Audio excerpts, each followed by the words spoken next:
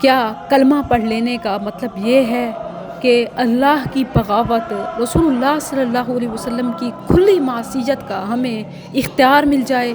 چونکہ ہم مسلمان ہیں اب ہم جو مرضی کرتے رہیں؟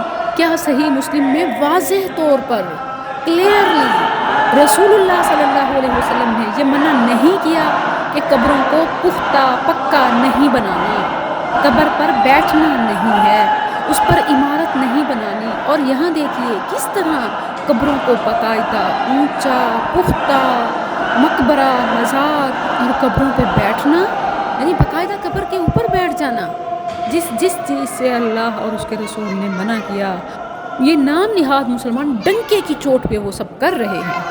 آپ نے تو یہ بھی منع کیا کہ ان یکتب علیہا، یعنی ان پر کتبہ لگایا جائے، ان پر کچھ لکھا جائے۔ یہی نہیں، رسول اللہ صلی اللہ علیہ وسلم نے تو ایسی بنائی گئی عمارتوں کو، مقبروں کو، مزاروں کو، قبروں کو توڑ دینے کا، زمین برابر کر دینے کا بھی حکم دیا۔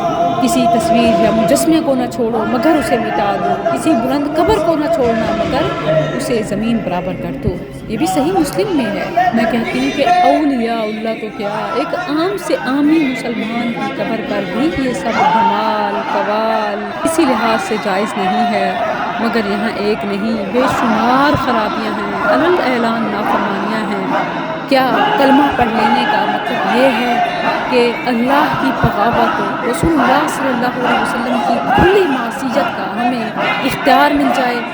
چونکہ ہم مسلمان ہیں اب ہم جو مرضی کرتے رہیں؟ کیا صحیح مسلم میں واضح طور پر کلیئرلی رسول اللہ صلی اللہ علیہ وسلم نے یہ منع نہیں کیا کہ قبروں کو پختہ پکا نہیں بنا